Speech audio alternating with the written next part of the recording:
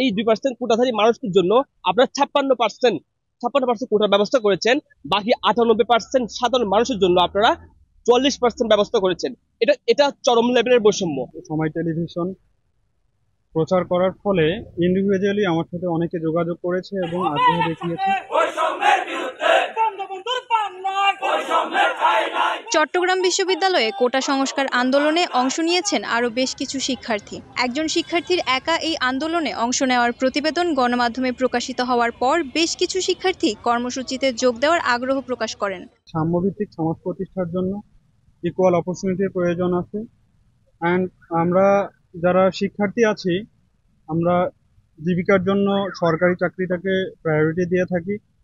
সরকারি চাকরিতে 56% কোটা থাকার কারণে যাদের কোটা নাই তারা বৈষম্যের শিকার হবে অ্যান্ড অনেকটা পিছিয়ে যাবে, যার ফলশ্রুতিতে অসাম্যের একটা সমাজ রাষ্ট্র তৈরি হবে।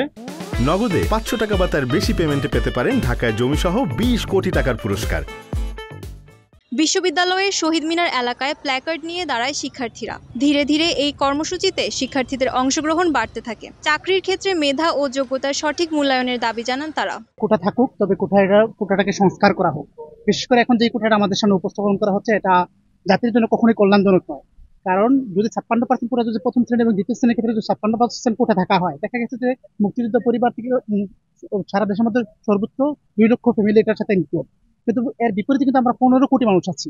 15 কোটি মানুষের যদি আমাদের মাত্র 44% কোটার সাথে আমাদের করতে হয়, প্রতিযোগিতা করতে হয়, এটা আমাদের জন্য খুব টাফ হয়ে যায়। সরকারি চাকরির একটা সোনার হরিণের মতো এই চাকরির জন্য কঠোর পরিশ্রম করে শিক্ষার্থীরা। আর এখানে আপনি যখন টোটাল 56%, আমরা যদি টোটাল সম্পূর্ণ আমরা কোটার হিসাব করি, এই 56% কোটা আপনারা রেখেছেন। বাকি সাধারণ শিক্ষার্থীর জন্য আপনারা শুধু 44% সাধারণ আসন রেখেছেন। তাহলে 2% শিক্ষার্থীর জন্য 2%, এই 2% কোটাধারী মানুষদের জন্য আপনারা 56% কোটার ব্যবস্থা করেছেন। বাকি 98% সাধারণ মানুষের জন্য আপনারা 44% ব্যবস্থা করেছেন।